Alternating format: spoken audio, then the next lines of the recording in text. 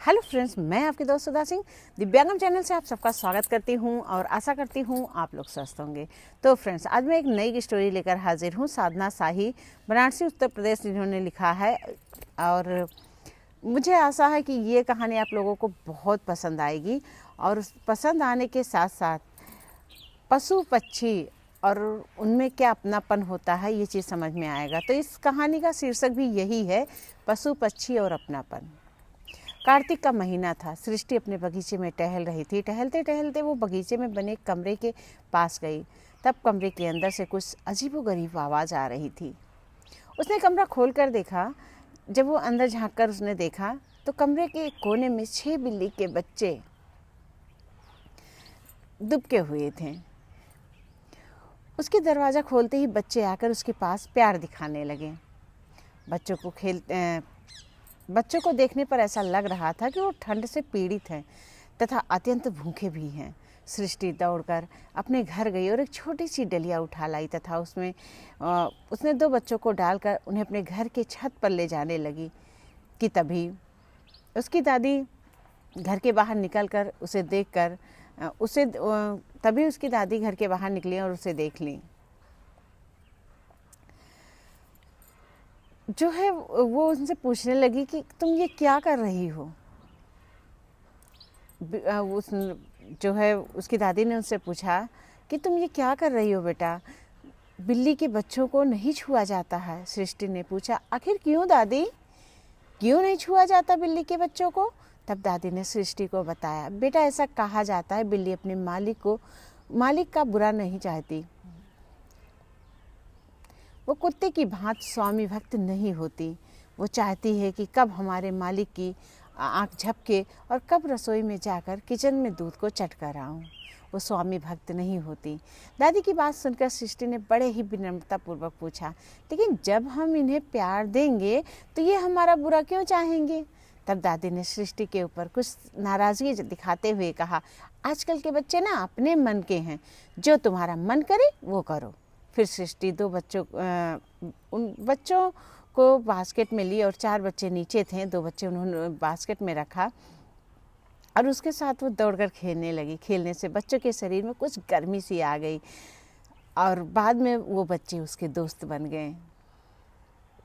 सृष्टि रोज़ अपने घर में छुपकर सब लोगों से छुपकर रोटी और दूध उन बच्चों को दे आती थी। उन बच्चों को खिलाती पिलाती थी और उनके साथ खेलती थी। और खेलने के बाद वो मैदान के उसी कमरे में उनको बंद करके अपने घर आ जाती थी। धीरे धीरे बच्चे बड़े हो गए। वो बच्चे सृष्टि के दोस्त बन गए थे। एक दिन सृष्टि पार्क में खेल रही थी, तभी उसका पैर सांप की पूंछ पर पड़ गया। सांप पलटकर उसे डसने ही वाला था, तभी बिल्लियों ने सांप को धर दबोचा और उसे पटक पटक कर मार डाला। इस प्रकार जिन बिल्लियों को दादी जो है अपशगुनी और पनौती कह रही थी, उन्हीं बिल्लियों की वजह से आज सृष्टि की जान बच गई।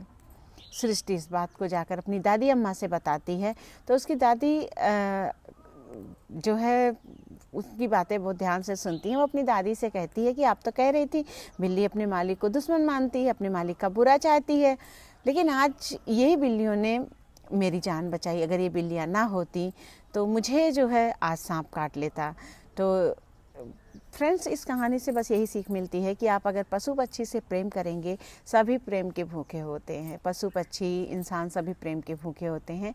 आप जिससे प्रेम करेंगे वो आपको प्रेम तो देगा। शायद इंसान यहाँ पर आपको धोखा भी दे दे, लेकिन पशु पक्षी आपसे, अगर आप उनसे प्रेम करते हैं तो वो भी प्रेम करते हैं। तो ये तो मैं खुद ही जानती हूँ, क्योंकि मेरे घर में पशु पक्षियों की बहुत ज़्यादा तादाद में मेरे यहाँ रहते हैं। और एक चीज़ है, हमारे यहाँ डॉगी है, बत्तख है।